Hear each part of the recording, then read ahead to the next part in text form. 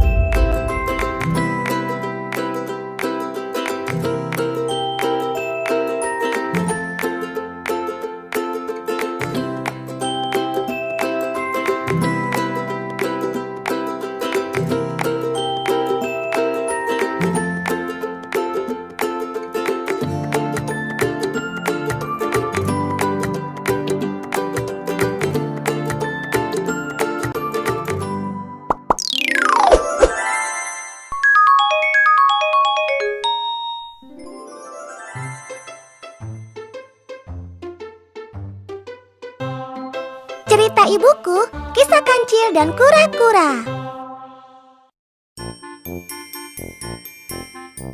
Kali ini ibu akan membacakan cerita kancil dan kura-kura. Wah, pasti seru nih. Ayo Bu, bacakan sekarang. Kisah kancil dan kura-kura. Pada suatu hari yang cerah, ada seekor kancil sedang sendirian. Sepertinya dia sedang mencari makan di dalam hutan itu. Tidak enak, ternyata buah jambu ini sudah busuk. Kalau seperti ini terus, aku bisa mati kelaparan. Karena kecewa, kemudian kancil pergi mencari makanan di tempat lain. Kemudian, kancil menemukan sebuah pohon rambutan. Rambutan? Sepertinya enak nih. Semuanya sudah merah dan matang. Pasti manis. Saat kancil sedang berhayal, tiba-tiba dia mendengar suara yang berisik di pohon rambutan. Ternyata itu hanya seekor tupai. Oh, ternyata tupai. Hai tupai, tolong jatuhkan rambutannya untukku.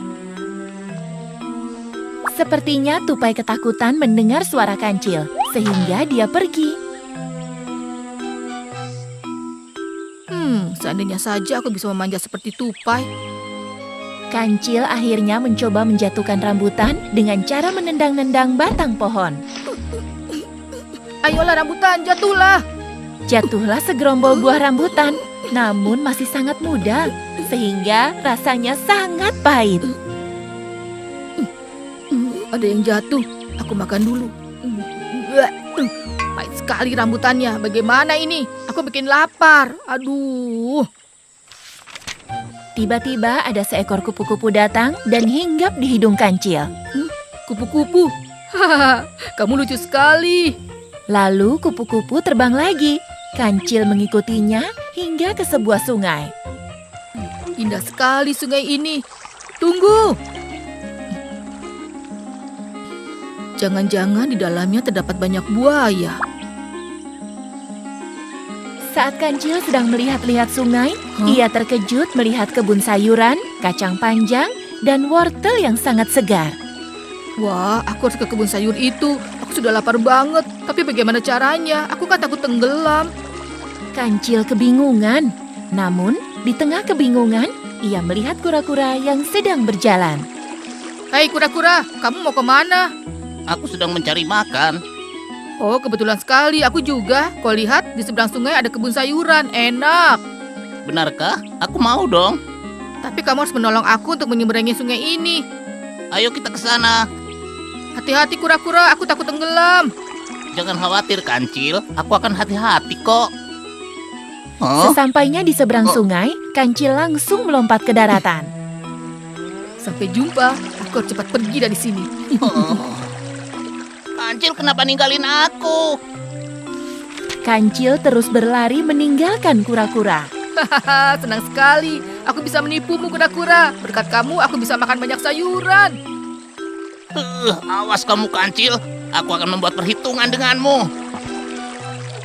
Dengan rasa marah, kura-kura pergi meninggalkan Kancil dan melanjutkan untuk mencari makanan sendiri. Sementara itu, Kancil sedang asik memakan sayur di kebun. Enak sekali. Aku harus bawa sayuran ini ke rumah agar aku punya banyak simpanan makanan. Nanti aku akan bohongi kura-kura lagi. Hari semakin sore, si Kancil mencari kura-kura untuk meminta bantuan menyeberangi sungai kembali. Kura-kura mana ya, kok belum kelihatan? Hai kura-kura, kamu di mana? Lebih baik aku pura-pura tidak tahu saja. Aku sudah membawa sayuran untukmu loh. Kali ini aku tidak membohongimu lagi. Kemudian kura-kura tertarik dan menghampiri Kancil. Ada apa, Kancil? Jangan marah ya, tadi aku hanya bercanda. Aku bawakan sayuran untukmu, sekarang seberangi aku. Oh, baiklah kalau begitu. Kura-kura memang baik, akan tetapi di tengah sungai kura-kura melakukan sesuatu. Tapi ternyata ketika sampai di tengah-tengah, kura-kura menenggelamkan diri hingga Kancil Oh ketakutan. tidak kura-kura, apa yang kamu lakukan? Tolong, aku tenggelam. Kancil tercebur ke dalam sungai. Sayurannya pun hanyut terbawa arus. Awas kamu, aku akan melaporkan ke Tuan Prabu Yudhistira. Hah? Apa yang akan kamu katakan? Kemudian, datanglah Prabu Yudhistira menghampiri Kancil dan kura-kura. Prabu Yudhistira, tolong hamba. Hamba telah dicelakai oleh kura-kura, dia sangat jahat. Tidak, Kancil. Aku sudah tahu semuanya. Kaulah yang pertama kali berbuat curang. Kau yang memanfaatkan kura-kura dan berjanji akan memberikan dia sayuran. Benar, Prabu Yudhistira, hamba ditipu oleh Kancil. Kancil, untuk mempertanggungjawabkan kesalahanmu, kamu harus mencari makanan untuk kura-kura. Dan jangan pernah beringkar janji. Baiklah, Prabu. Dan pada akhirnya, Kancil mencari makan untuk kura-kura. Jadi kita nggak boleh bohong atau ingkar janji ya, Bu? Benar, Diva? Iya, karena itu tidak baik.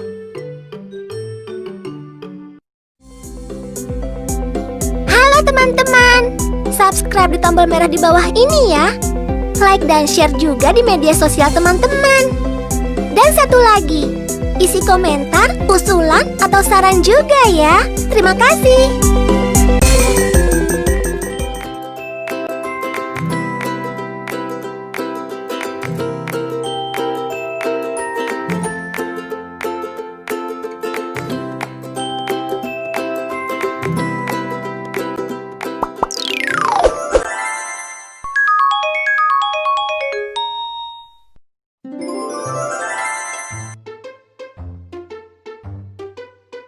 Cerita ibuku, Kancil iri pada kura-kura.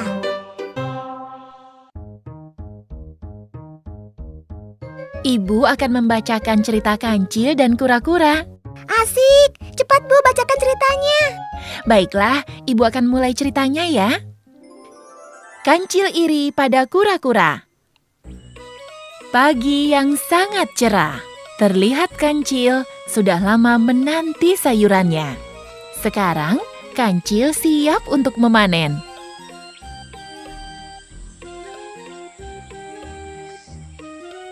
Wah, akhirnya aku dapat makan sayur sebanyak-banyaknya. Karena Kancil sudah makan sayur, Kancil merasa kenyang. Lalu Kancil beranjak pergi ke sungai untuk minum. Tetapi di tengah perjalanan, Kancil melihat kerbau, ibu rusa, dan kura-kura. Hah? Ada apa ini? Kelihatannya kerbau dan ibu rusa sangat akrab dengan kura-kura. Aku harus cari tahu. Tapi yang penting sekarang aku minum dulu. Segar. Sekarang aku akan menemui kerbau.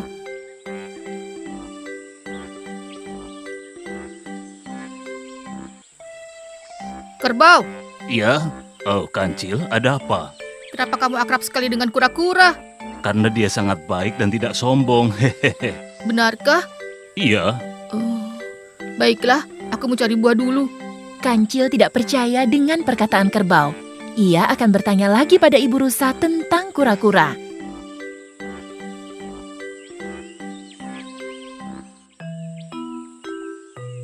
Ibu rusa, Ya, boleh aku bertanya? silahkan. Aku lihat tadi engkau sangat akrab dengan kura-kura. Ya, memang. Sebab dia sangat baik. Ada apa, Kancil? Hah, tidak ada apa-apa. Baiklah, sampai jumpa Ibu Rusa. Semuanya berpihak pada kura-kura. Tidak ada yang mengatakan aku baik. Teman kura-kura juga lebih banyak daripada aku. Aku harus cari ide agar semua menghindari kura-kura. Aku akan mengatakan sesuatu yang buruk tentang kura-kura pada kerbau dan ibu rusa.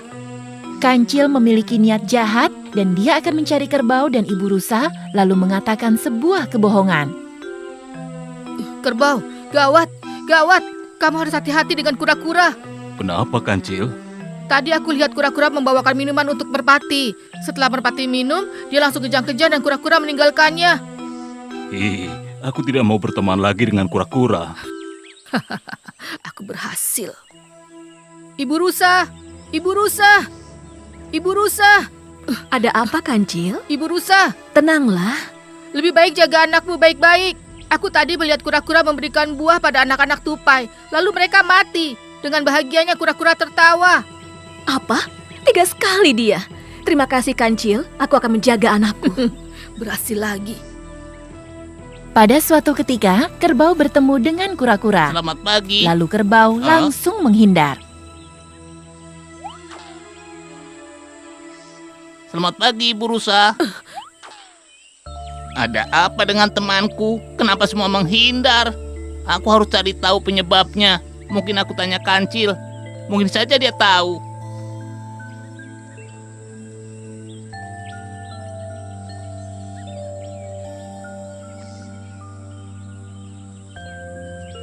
Kancil, Hai kura-kura, ada apa?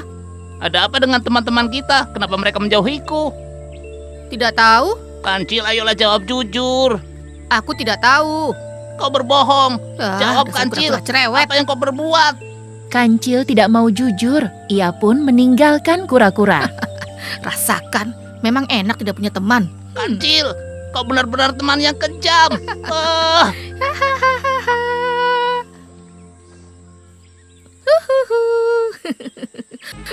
Apa ini? Kenapa aku masuk ke dalam jebakan? Tidak, tolong. Tidak ada yang dengar. Aku takut. Tolong. Kancil, itu hasil perbuatanmu sendiri yang iri terhadap kura-kura. Apa? Terima kasih, Prabu. Iya, sama-sama Kancil.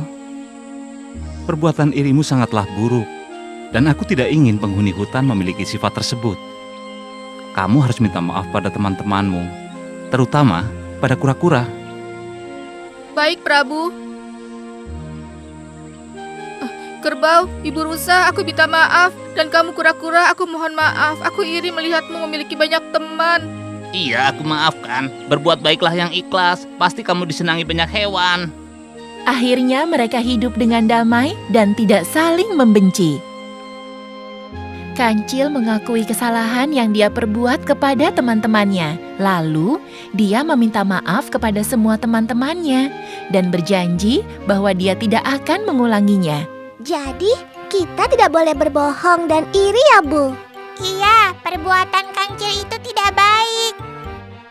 Iya, benar. Halo teman-teman, subscribe di tombol merah di bawah ini ya. Like dan share juga di media sosial teman-teman. Dan satu lagi, isi komentar, usulan, atau saran juga ya. Terima kasih.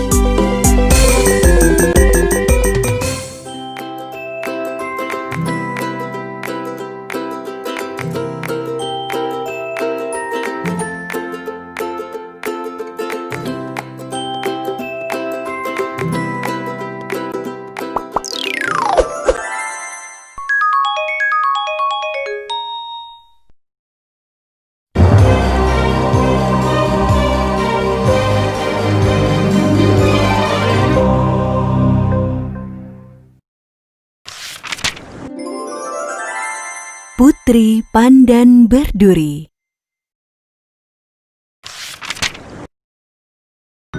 Pada zaman dahulu kala, di Pulau Bintan yang berada di Kepulauan Riau, tinggallah sekelompok suku laut yang mempunyai pimpinan bernama Batin Lagoi. Ia adalah seorang laki-laki yang santun dan senantiasa memimpin dengan adil. Pada suatu hari, Batin Lagoi sedang berjalan di pinggir pantai. Tidak jauh dari posisinya, ia mendengar tangisan bayi. Hai, kenapa ada bayi menangis di tempat seperti ini? Aku harus mencari di mana suara bayi itu berasal. Batin Lagoi terus mencari di mana arah suara bayi itu berada. Ia sangat memperhatikan sekali setiap sudut pantai yang ia lewati. Ketika ia berjalan mendekati semak-semak, suara tangisan bayi tersebut semakin terdengar jelas. Dan ia terkejut ketika mendapati ada sosok bayi perempuan yang berada di dalam semak-semak. Astaga, siapa gerangan yang meletakkan seorang bayi di sini? Dengan pelan dan berhati-hati, ia mendekati bayi itu dan kemudian mengangkat bayi itu dengan pelan dan perasaan ragu. Timbullah keinginannya untuk mengangkat bayi yang ia temukan sebagai anaknya. Ia memutuskan untuk membawa pulang bayi perempuan cantik itu. Kasihan bayi ini. Aku akan membawanya pulang dan merawatnya seperti anakku sendiri. Setelah sampai di rumah, ia memberi nama bayi itu Putri Pandan Berduri. Ia merawat dan menyayangi bayi itu. Ia selalu merasa Tuhan sudah memberi tugas untuknya dengan merawat bayi itu hingga tumbuh dewasa. Tak terasa, waktu berjalan begitu cepat. Putri Pandan Berduri telah tumbuh menjadi seorang gadis yang cantik jelita. Bukan hanya parasnya yang cantik, tetapi ia juga memiliki sikap yang sangat anggun dan santun, layaknya seorang putri. Sehingga membuat masyarakat suku laut sangat mencintainya. Banyak juga pemuda yang menyukainya, namun tidak berani untuk meminangnya. Karena Batin Lagoi menginginkan putrinya dinikahi oleh pria keturunan Megat, sebutan keturunan bangsawan dalam bahasa Melayu Riau. Di daerah yang berbeda, di Pulau Galang, tinggallah dua orang putra keturunan Megat, bernama Julela dan Jenang Perkasa. Semasa kecil, kakak beradik itu hidup rukun, namun kerukunan yang mereka jalani seketika sirna ketika sang ayah mengatakan bahwa sebagai anak tertua, Julela kelak akan menggantikan dirinya sebagai pemimpin di Pulau Galang. Sejak saat itu, sikap Julela berubah menjadi angkuh. Ia juga pernah mengancam Jenang Perkasa. Hei, Jenang yang bodoh. Suatu hari nanti, aku akan menjadi pemimpin di kampung ini. Dan kau harus mengikuti segala perintah yang aku berikan. Jika tidak, maka kau akan aku usir dari kampung ini. Jenang Perkasa merasa sangat kecewa akan sikap kakaknya. Lalu ia memutuskan untuk meninggalkan Pulau Galang. Berhari-hari ia berlayar tanpa mengetahui arah dan tujuan. Hingga sampailah ia di Pulau Bintan. Saat Jenang Perkasa berada di Pulau Bintan, ia tidak pernah mengaku sebagai anak pemimpin Pulau Galang. Sehari-harinya, ia bekerja sebagai pedagang, seperti orang kebanyakan. Ia sangat bisa beradaptasi dengan lingkungan barunya. Karena sifatnya yang sopan dan gaya bahasanya yang halus, membuat kagum semua orang. Jenang Perkasa lalu menjadi bahan pembicaraan di seluruh pulau. Cerita mengenai Jenang Perkasa terdengar sampai ke telinga Batin Lagoi, sehingga ia penasaran ingin bertemu dengan Jenang Perkasa. Pengawal, tolong sampaikan kepada Jenang Perkasa supaya datang ke acara makan malam di istana dengan seluruh tokoh terkemuka di Pulau Bintan. Baik, Yang Mulia. Sejak Jenang Perkasa datang ke acara tersebut, Batin Lagoi senantiasa memperhatikan gerak-gerik Jenang Perkasa. Dari mulai cara ia bersikap, sampai cara makan Jenang Perkasa pun diamati Batin Lagoi secara diam-diam. Sungguh baik hati sekali pemuda itu. Sepertinya ia cocok menjadi pendamping putriku nanti. Batin Lagoi akhirnya menghampiri Jenang Perkasa untuk mengajak berbincang-bincang. Wahai anak muda, sudah lama aku mendengar kehalusan budi pekertimu. Terima kasih Yang Mulia. Aku mempunyai niat ingin menikahkan anakku dengan engkau. Alangkah senangnya jika kau setuju dengan permintaanku ini. Jenang Perkasa terkejut mendengar tawaran batin Lagoi. Begini Yang Mulia, saya mau menikah dengan Putri Pandan Berduri. Yang penting, dia juga mau menikah dengan saya. Karena saya tidak ingin ada perasaan terpaksa yang dirasakan oleh Putri Pandan Berduri ketika sudah menikah dengan saya. Baiklah, Nak.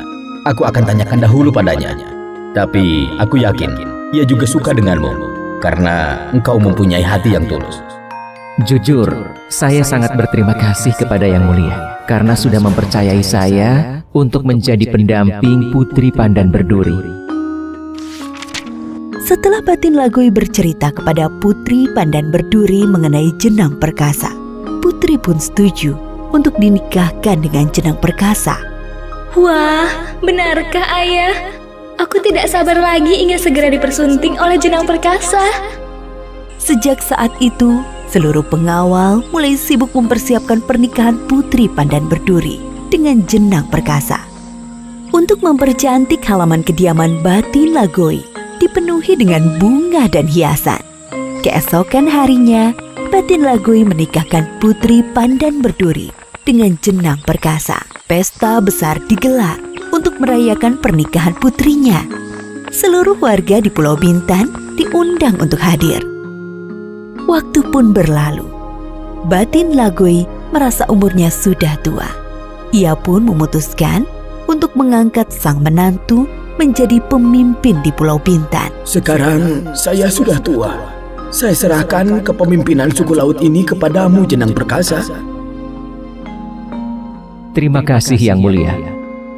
Karena kebaikan dan kehalusan budi pekertinya, akhirnya Jenang Perkasa menggantikan tahtanya.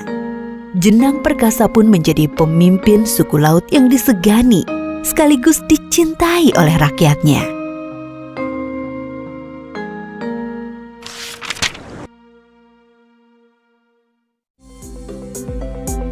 Halo teman-teman, subscribe di tombol merah di bawah ini ya. Like dan share juga di media sosial teman-teman. Dan satu lagi, isi komentar, usulan, atau saran juga ya. Terima kasih.